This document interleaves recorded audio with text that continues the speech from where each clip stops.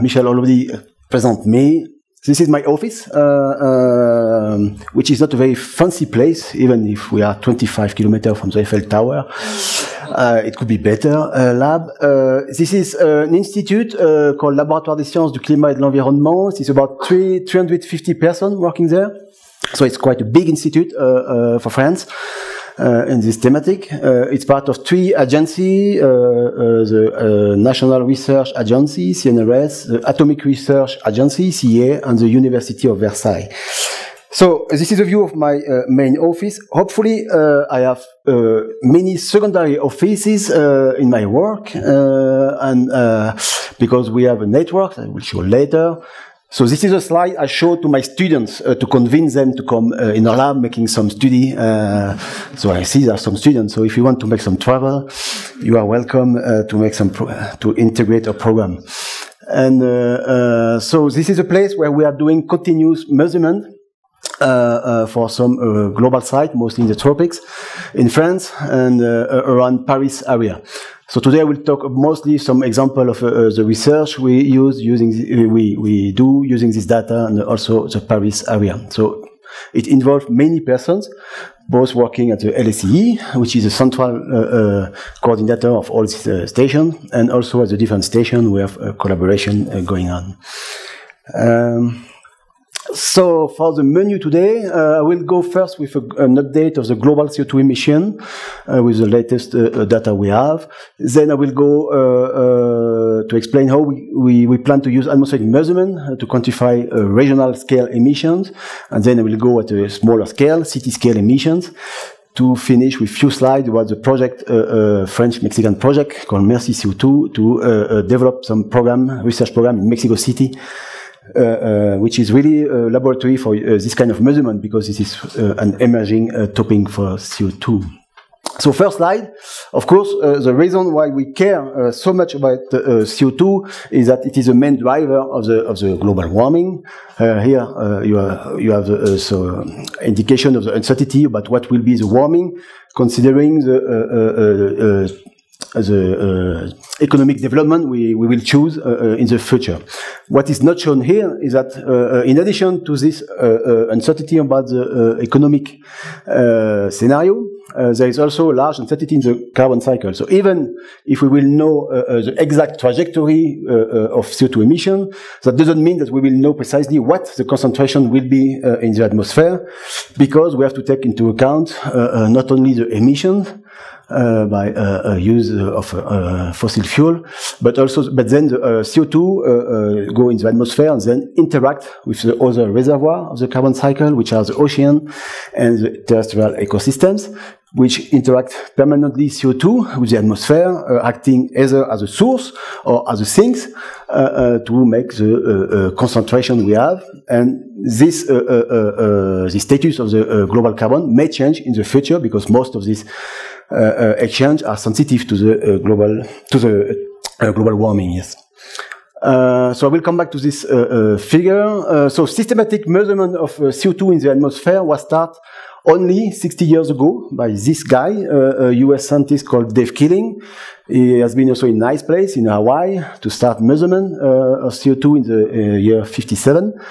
And this is this curve. So prior to this, the information we have is coming from the ice core that you probably know. That we are able to pick up the small bubbles of air which are trapped in the ice down in the ice core. And so we are able to measure the CO2 down to 1 million years about in the past. So I will not talk about this glacial, interglacial variability of CO2, but it's just to illustrate the fact that since the pre-industrial area, we have increased the concentration of CO2 by about 45%. The reason, of course, of this increase is the fact we are using more and more fossil fuel, either coal, oil, gas. And we have a pretty good knowledge at the global scale of how much CO2 is emitted by the atmosphere. This is based on statistics of how many tons of petrol is used in each country. Each country has to report to the United Nations Convention for Climate Change. Every country report how many fossil fuels they have been using, and we have to convert that in a CO2 emission. If we look at the last 3 decades, we see that we have a pretty large increase, a fast increase, plus 3% per year for about 10 years, around 2005, which is mostly correspond to the economic growth of China, very fast. Then we had the economic crisis in 2008, and leading to these 2 years of slowdown of the emission due to the slowdown of the economic activity. But it was very temporary. Then we start again with a fast increase of global emission in the atmosphere. And then we are quite surprised that between 2014 and 2016, there was not much evolution anymore. So some optimistic people were thinking that maybe we have reached the peak of emission of CO2, but unfortunately, the latest statistic for the year 2017 shows that again an increase of 2% compared to the year before. In addition to this emission of CO2 by the use of fossil fuel, we have also to add this other emission due to land use change, mostly the deforestation in the tropics, which is adding a little bit more CO2 in the emission. Well, now it's only 10%, 12%, but in the past it was much more important contribution in proportion. So adding these two, we see that we have an emission of about 41 gigaton of CO2, of billion of tons of CO2 in the atmosphere, going in the atmosphere every year. Then the second component of the global carbon cycle that we know very well, thanks to the measurement we do in the atmosphere, is all the CO2 is increasing in the atmosphere. So this is the same period, about 60 years.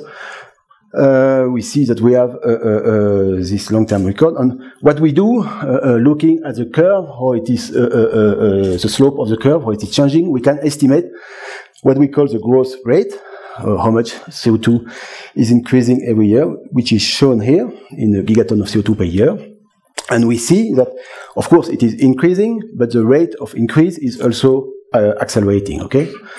We have more and more increase. We see that also a large year-to-year variability. Now, if we put together the emission, what is injected in the atmosphere, and one is stored in the atmosphere, we see that only 50% of the CO2 that we emit in the atmosphere remains there.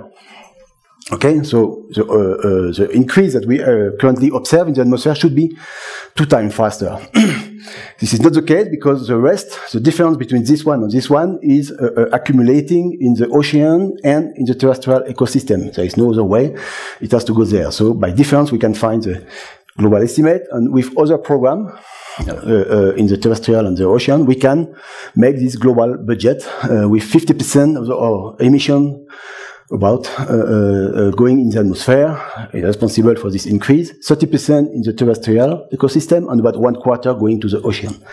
So this is the current knowledge we have on the carbon cycle, but this is at the global scale. So now the challenge is to go at a more regional scale. It's really needed because we have to understand which oceanic part of which ecosystem. Is it more the boreal forest or the Amazonian forest, which is taking up a lot of CO2. So this is important to know and to understand the process and to see also the sensitivity of the process to the climate change. This is the only way we can hope to predict what will be the future of this carbon sink, and so the future of the carbon concentration. A second aspect, more socio-economic, of this regional scale estimation of the flux is that we need transparent and independent verification of the country declaration. So far, we ask the country to say how much CO2 they have been emitted in the atmosphere. So you have to trust them, every country. So in some cases we can have errors or not. So it's important if we want to have a good, a successful implementation of reduction emission with a protocol like the Kyoto Protocol, the Paris Agreement. This will be needed really to have this kind of validation. Then, if we go at the regional scale, we are facing some problem of larger uncertainties that we didn't have in global. So this is, for example, the inventory of China. And we have different scenarios. And just recently, by changing in the database, one information about the type of coal they are using, they decrease the emission of China by 30%. So it's quite important. Also, this is in Europe. These are two inventories which are supposed to say the same things about the emission of anthropogenic at each box. But you see that these two inventories differ by a factor of 2, depending on the region. So there are large uncertainty. So if we want to tackle this kind of uncertainty, we'll need a lot of information. So this is what we call the framework in which we want to use atmospheric data, but it's not the only information. We will need to gather in this kind of protocol called the inverse modeling. We will need to use all the in-situ measurement, also satellite measurement, which are coming up for CO2, CH4. We will use a very good, we will need a very good atmospheric transport model to make the link with the surface emission. And we will, because the surface concentration, we will not be enough data to directly estimate the space-time distribution of the flux. We need an a priori knowledge of the emission. So we are using maps of statistics or a model for the vegetation. So with these maps, we run a simulation using this model. The model is predicting some 3D field of CO2. Then we make the comparison between the simulation with the observation. Of course, we have mismatch. And we use this mismatch to correct, to modify a little bit this emission, to come up with what we call the optimized emission, which is using not only the a priori knowledge, but also the additional information coming from the atmosphere. Then this is the way we want to correct the inventories with atmosphere. Just one example, not for CO2, but CH4, for UK. And this is in green. You have the value that the UK is reporting to the UNFCCC as their annual emission of CH4. And this in red, this is an estimate with this inverse modeling based on atmospheric measurement done by our colleagues from UK. And you see that there is a large discrepancy. And so meaning that the estimate from the statistics was too high, significantly too high, and so it has been corrected since then. And the reason was probably an error in the emission factor in the landfill, but okay, it has been corrected. So for CO2, it's a little bit more tricky because contrary to the CH4, where you have only emission, for CO2 you have emission and sinks with a very high space and time variability. So to do this verification of the inventory, we need much more data, not only a few sites in the country. So that's the reason why we are developing a lot of stations. This is a view of what we call the historical measurement, because after I will show other kind of making the measurement, other type of measurement. So historically, we were in the 70s, 80s, the network has been developed by this kind of program of a flask sampling, which enables the measurement with a very small system in the field, and then we have some central lab making the measurement of the flask, and you can have like this one measurement every week. You can follow the trend on the seasonal cycle. Now we are developing a lot of, thanks to the development of new infrared spectrometer using laser diode. It's somehow easier to make the measurement, so we can develop in this side the in-situ surface observation as well as the airborne observation. So you see that we have 100, 200 stations going on at the background station, but of course it is not distributed in a homogeneous way. Of course, we cannot expect the atmospheric measurement to say the same information in Siberia, where we have no data, more or less, compared to Europe or US, where we have much more information. So there are new monitoring programs. For sure, in the next decade, there will be a huge development of satellite measurement. There are many projects going on to measure CO2, CH4, and N2O. So this will be a huge development in the next decade. And still, we have also this total column measurement, but you probably know this one because you have a good expertise here in the Michel group at CCA. And we are also developing some innovative way to make a vertical profile. There are also some LiDAR measurement, which enables some kind of tomography of the CO2 concentration over Paris, for example. And I will come back to this development of low-cost sensor after. So each of these programs is bringing new information, which is good. And what is also important, there is some cross-validation. For example, the total column measurement from the ground are very important to calibrate the same measurement coming from the space. So coming back to the traditional measurement at the surface, this is some picture of the measurement of the instrument used over the past decades, using mostly infrared with some gas chromatography in some case. And so the instruments are becoming more and more compact and reliable somehow, but what is not changing over time, for the calibration, we always use as a reference, we have to measure air coming from these high pressure tanks. Okay, so this is something which is really important. I will show some slides about that, and which can be at the moment a bottleneck for the development of the network, because the provision of these calibration tanks is done only by one lab. The WMO has given the mandate to one institute, NOAA, which is located in Boulder, Colorado, to provide to everybody, to every scientist, the calibration material for CO2 measurement.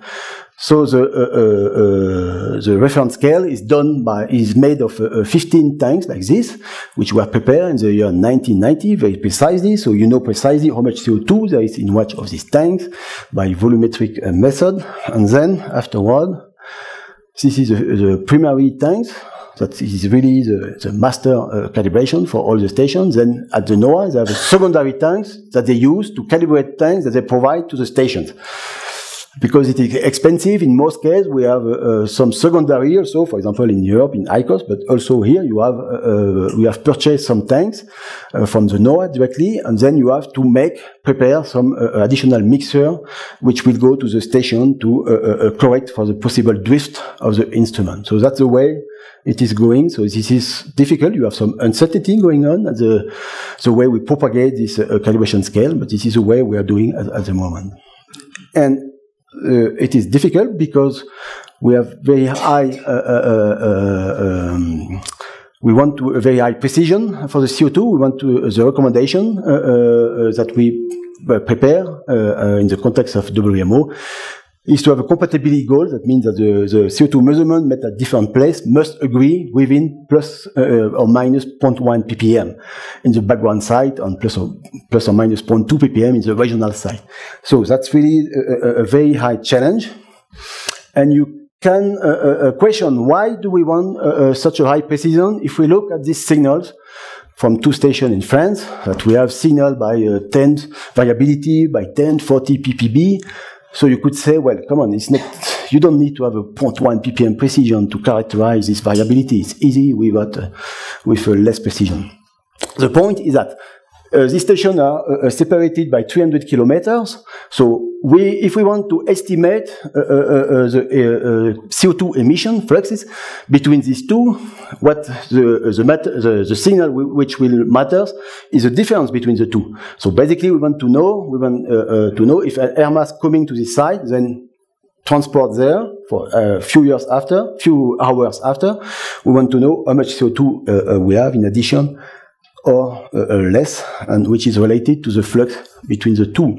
And so if we make the differences between the two, then the signals that we have to interpret with the model is on the order of 1-2 ppm. So if we want to characterize this kind of signals, that's why you absolutely need this level of precision of 0.1 ppm. Okay. I will just show two examples of data interpretation in France. One is from a few years ago. There was a huge heat wave in France in 2003 for 2 weeks. So it was really massive event because there was 10 to 15,000 people die in France just because of these 2 weeks excess temperature by 5-10 degrees. You can see it reached all Western Europe and mostly France. So it has an impact on the population, dramatic impact, but also on the vegetation. Generally, we consider that the vegetation, when there is no such extreme event, the vegetation in Europe is absorbing 7 to 12% of the CO2 that we emit in Europe. Then, due to this heat wave, the vegetation didn't work as efficient as usual. So this is what we can see, for example, for the tree rings. We follow the diameter of the development of the tree. We see in red, the year of 2003, the expansion of the trunk were much lower than the previous year. Also, the crop yields for wheat or maize. I'm not sure you can see, but the crop was much lesser compared to the previous year due to this heat wave. So what is the impact of the atmospheric concentration? At this time, 2003, we didn't have many stations in Europe. We had 3, and one in France, Puy de Dôme, 3 mountain stations, one in Germany, Zollverein, one in Italy, Montecimone. And these are the 2-year measurement at this site. And we see that for the German and Italian station, we see an anomaly, that normally the seasonal cycle is going down till end of August, because the vegetation is taking up CO2 by the photosynthesis. And then it stopped somehow in the end of July, and there was this the signal is only 2-4 ppm, but it is something we can measure thanks to the precision we have. Unfortunately, at the Puy de Dôme in France, which is the place where we have where we could expect the highest signal, because this is where we had the highest temperature anomaly. For 2 weeks, the instrument was not working because of the lightning of the station. So we probably missed the most important signal of the decade due to a lightning. So it's a good lesson. So we rely on the model now. We can have a look at the model simulating the station of Puy de Dôme with this data gap, but we see that the model is predicting an anomaly, a higher anomaly of about 10 ppm, but there is no way we can say it's correct or not by the model. Just for your information, that the heat wave, we consider that there was a release of half a gigaton of carbon, which correspond to 4 years of regular carbon. So due to this heat wave, we lost what we were taking up for the last 4 or 5 years in the vegetation, which show you that this carbon sink is quite fragile in front of the climatic change. So we learned from this lesson. So we have developed the network now. We have about 10 stations in France, not only 1 in Puy de Dôme. So we are also trying. We have developed also the network to be more operational and to be able to have a spare instruments, spare parts, to be able to react quickly if we have a problem. So again, this inversion framework, we have for France the estimate of the a priori emission by the anthropogenic with statistics, with Paris emission here, and biospheric emission coming from a model, biospheric model in January, July. We have a model, 10-kilometer resolution over France, which is transporting this emission. And I just wanted to illustrate this optimization process that we do. This is for one station, Gif-Servet. This is where we have the institute, close to Paris. In black, you have the measurement for 1 month in January, 1 month in July. So these are the measurement in black. And in blue, you have the result of the simulation using this information. And you see that this inventory is underestimating the CO2 concentration at this station. And so with the process of the inversion, optimization, we reach this red curve, which is much more closer to the observations, that's optimization. And to do this modification, we have this optimization, we have modified the flux in a way that is summarized here.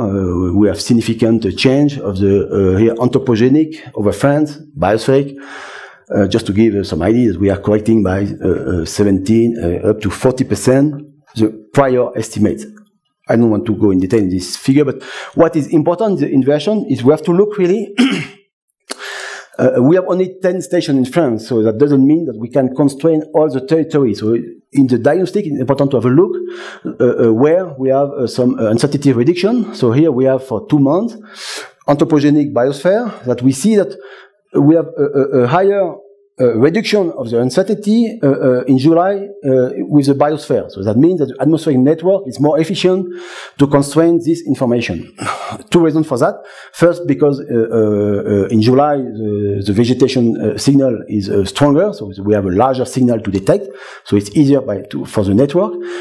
And we see that for the same month, for the anthropogenic, you have many white regions, which means that the atmospheric stations are giving 0 information compared to the prior. So these regions are under constraint. That means that if we want to improve somehow the anthropogenic emission in this area, we just have to add some atmospheric station. So this is a way we are trying to get finally the optimal network. Also, for each station, I will not go in details, but the color corresponds to the weight of the station. In the fact is giving more or less information to constrain the flux. We can see, for example, that the mountain stations are less efficient to constrain the flux because they see air which is in the free troposphere and which is less related to what is going on at the surface. Okay, so this was for France. Now we are going progressively to smaller scale. I hope I'm not too long. So why do we want to go now to apply this kind of inverse study of CO2 at the city scale, which is really a new activity in the community? First, well, city accounts for 70% of CO2 emission, anthropogenic emission. So, and it's occurring on the small area of the planet, so it's important. And also, something which is important is that there is probably the people from the cities generally are more proactive, more ready to take action compared to the responsible of the states. Look at the US, for example. There are many cities like Los Angeles or California who want to take action to reduce the emission, which is not the case at the level of the state. So it's important to to help to provide a method to the city also to check if the decisions that will be taken to reduce the CO2 emission are effective or not. So then again, this is a challenge because we have a large uncertainty in the inventory. This is an example for Paris that we have 4 different inventories giving an estimate without atmospheric concentration.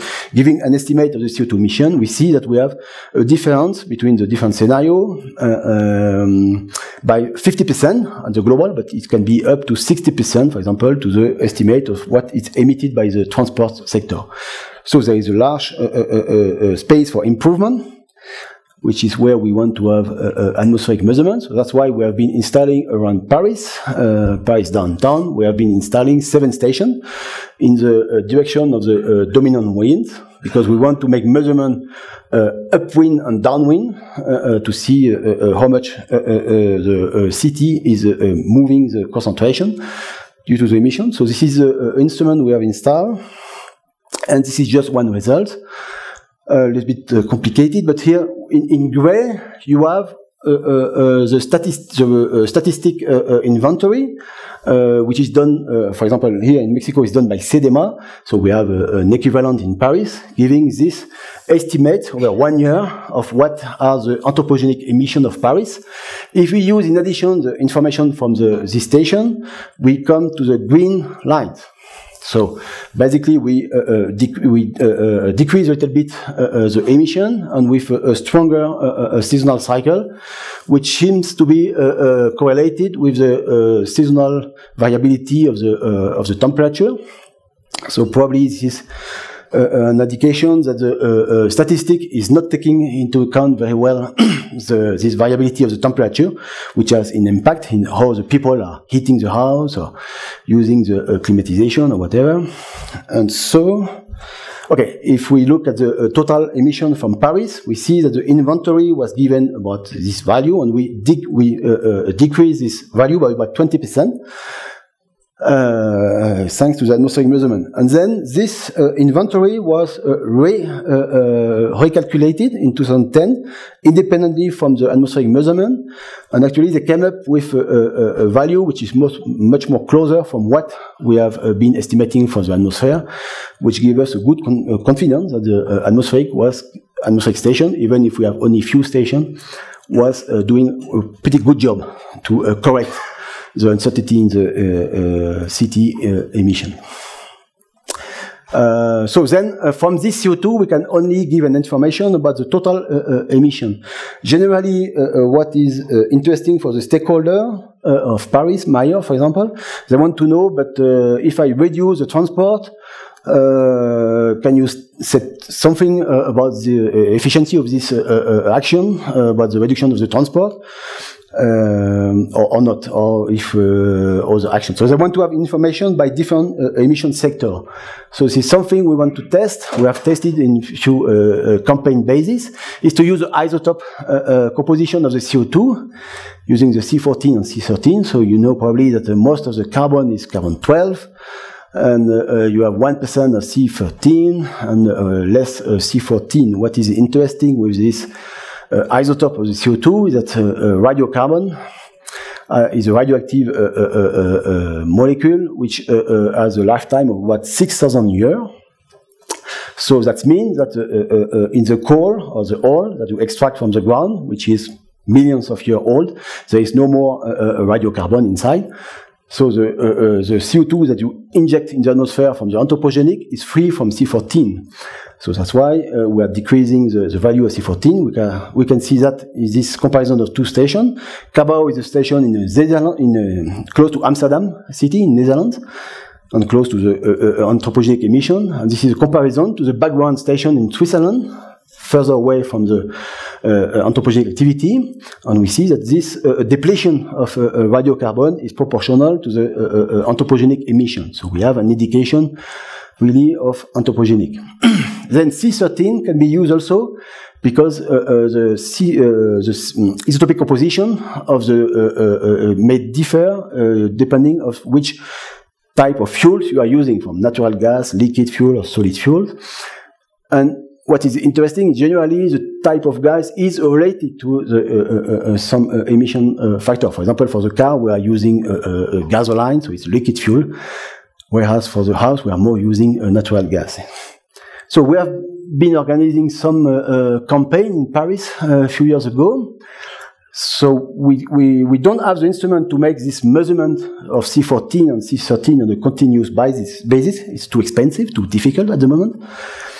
And so we are taking for a few days, and I show here one example of one day, some samples that then we bring to a central laboratory to make this isotopic measurement. So here is the total CO2, continuous measurement, and the flask, which we are taking up. And then from the radiocarbon measurement, we can say that from this signal over the duration of one day, we have this variability which is due only to the fossil fuel emission, and this one is due to the biospheric activity, which means that even in the center of Paris, about 1/4 of the variability of the signal is due to the vegetation.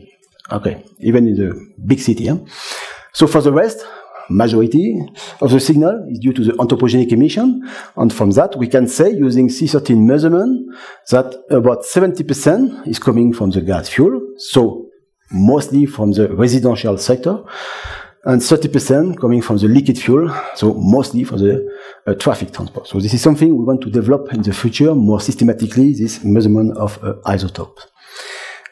And again, the question we get from the mayor of Paris is, okay, you can give me an estimate of the Paris. It's not Paris, it's a city of Zurich, but they are facing the same problem. But what they want to know in different parts of the city, can you say something about if we reduce here the traffic, can you see a reduction of the CO2, can you say something with the atmosphere? So we have really this challenge that the CO2 is very variable due to many local sources, local hotspots. So we cannot just use few points. We will have to make much more measurements in the city. And we will have also a challenge with the modeling, because we will need very high resolution model to interpret, to make the link between the surface emission and the atmospheric concentration. So for this case, they are using 10 meters resolution transport, for example. So then, if we want to develop the measurement in a city, coming back to the precision that I talked about, the 0.1 ppm, these are different stations, one very remote, the place where I spent 1 year making CO2 measurement, the Amsterdam Island, the Indian Ocean, far from anything, and in the center of Paris.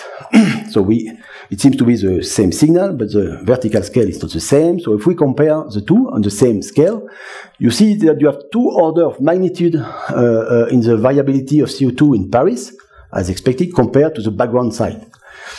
So we can question, is it really needed to use the same protocol to characterize the same instrument and same protocol to characterize this one and this one? So the protocol we have been establishing for ICOS, for the European Infrastructure Research, has been developed for this station. And the question with 0.1 ppm precision, but we think that if we have a measurement at plus or minus 1 ppm, so if we degrade the precision by 1 order of magnitude, it should be enough still to characterize this variability. Still, it's difficult to find such instrument making 1 ppm precision measurement. So we have been testing some so-called low-cost CO2 sensor. This is the one which will be developed, which will be installed in Mexico City in the future. We'll come back to that.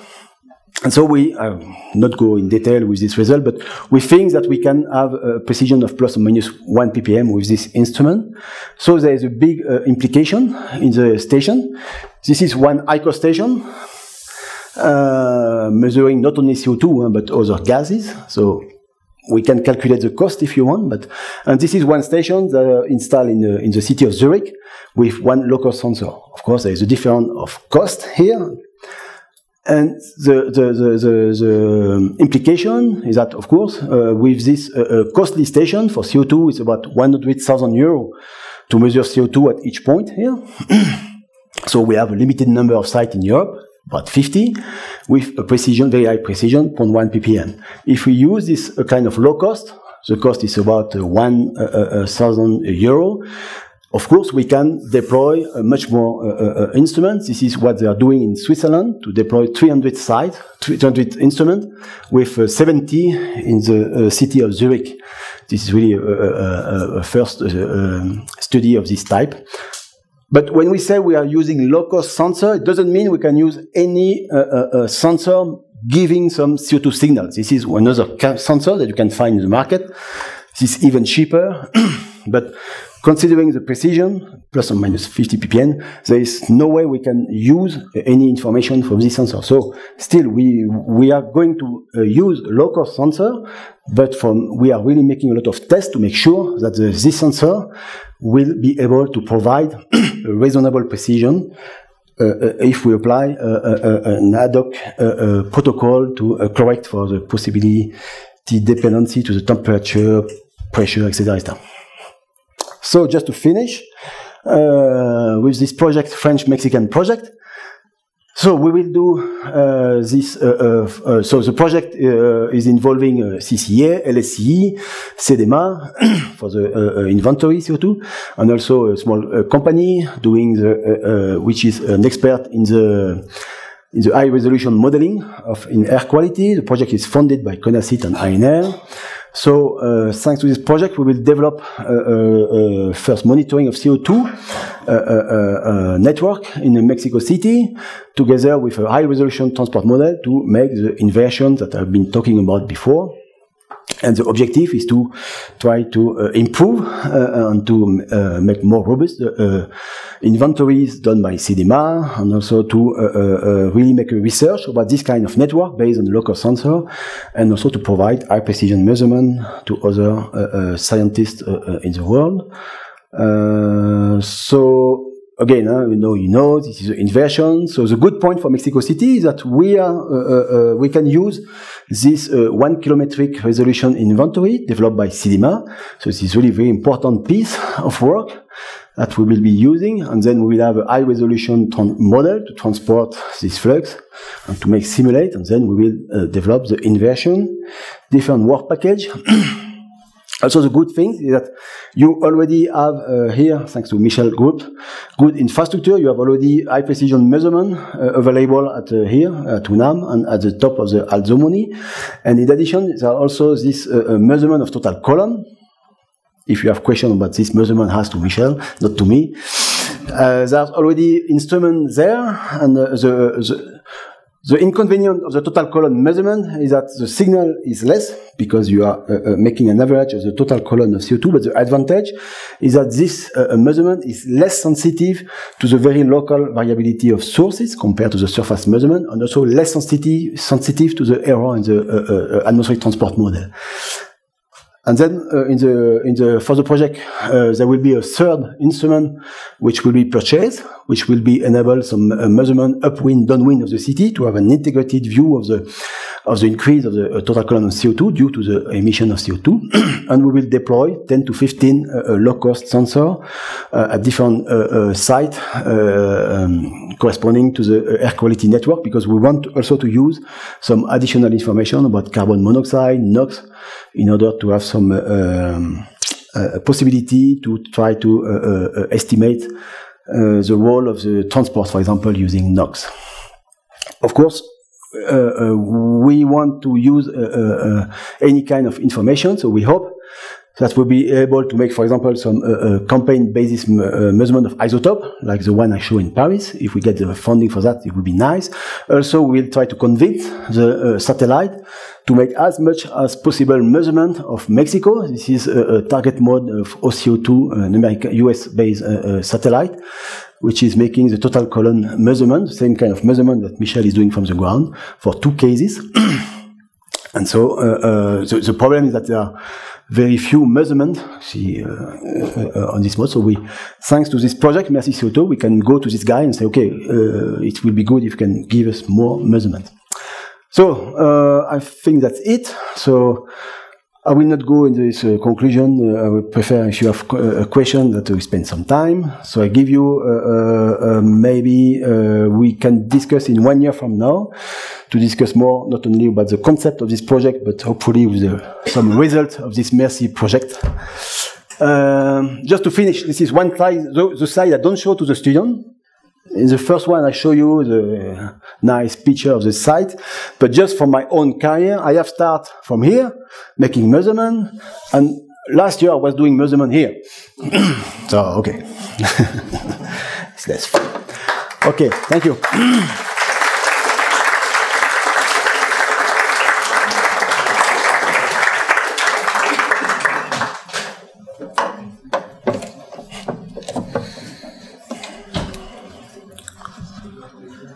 Thank you very much. Very interesting talk. Abrimos para preguntas. Aquí hay una.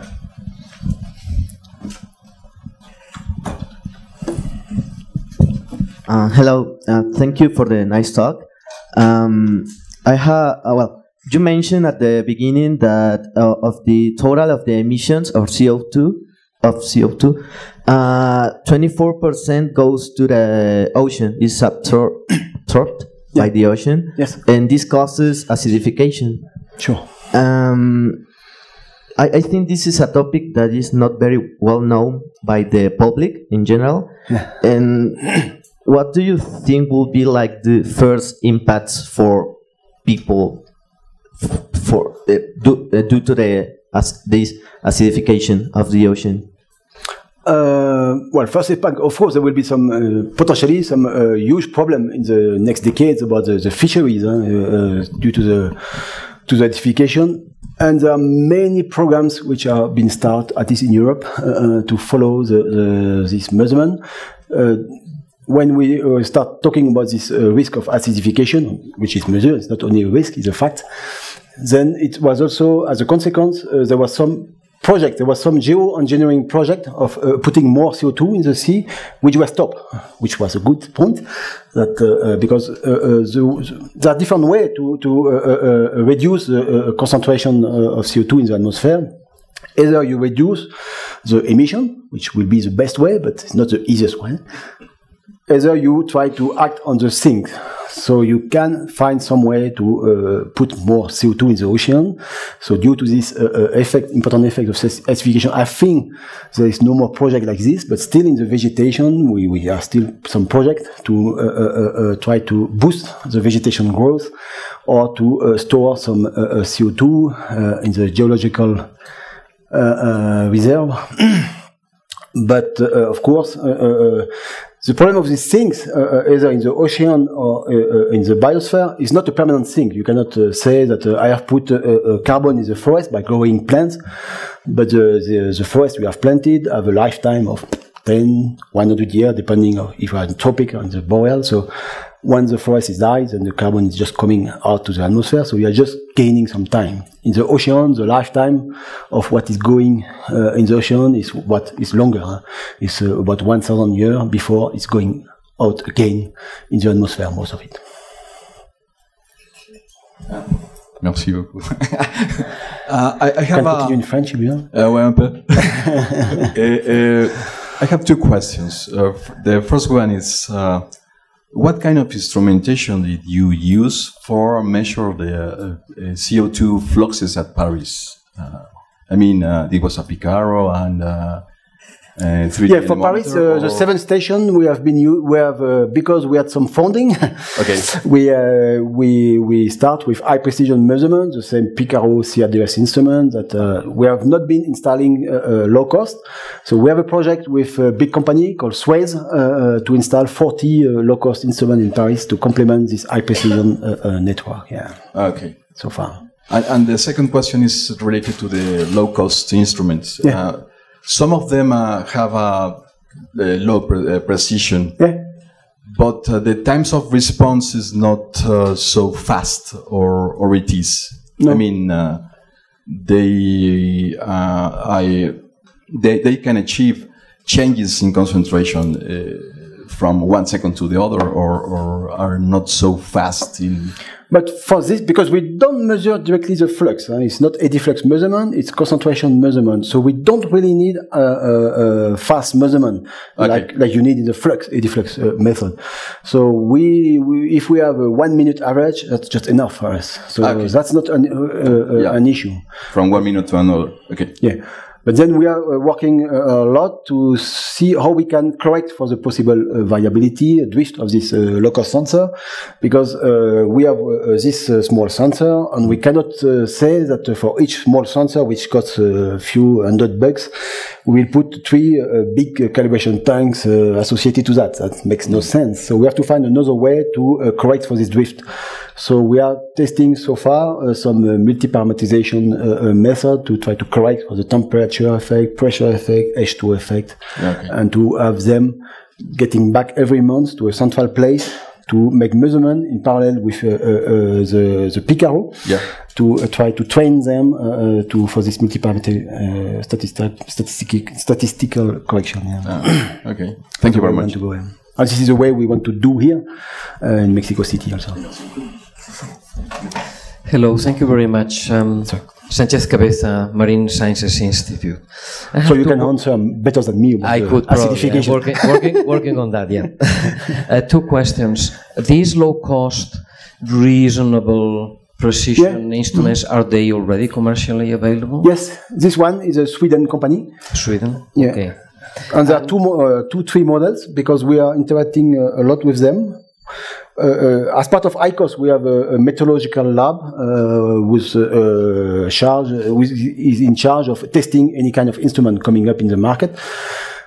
So now the company knows that, so they gave us some instruments that we can test and we can provide some recommendation. And if they are smart enough, they take into account this modification. So they will provide a new models probably next January, which should be a little bit better. But and we are looking for other companies. So if you know we are interested, to contact them. But so far, this is the best one we have been testing. And you mentioned this satellite, OCO2, yeah? Is this satellite providing already reliable information, and is it available? Yeah, it is available. Variable, it's about it's more than 1 ppm precision. The problem is that it is sensitive to the clouds, and it doesn't make measurement during the night. The cloud. So finally, they were promising a lot of measurement, but when you remove all the cloudy areas, because, for example, for sure the satellite will be important for the Amazonia, for example, where we don't have any measurement. So we expect a lot from the satellite, but there are always clouds over the Amazonia. So the satellites are also blind. So they are not providing the information that we were expecting. So in a few years, there will be the first active satellite with a LiDAR for CH4. So we should provide more measurement. But there are many satellites, maybe 10 of them in the 10-15 years, which will be launched. Some are dedicated, for example, for the city scale, to have a smaller patch measurement.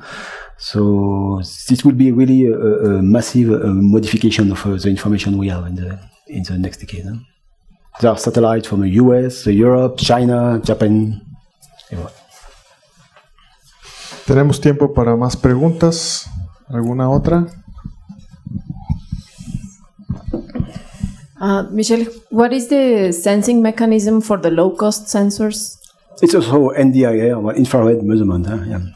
This one. We are testing a new one with photoacoustic by a French company, but it's really a prototype, and so far it's not working very well. Okay, and a second question. You showed that for the first inventory for Paris and the second one, there was a big difference. Yep. And the second one was much closer to the Yep. real measurements.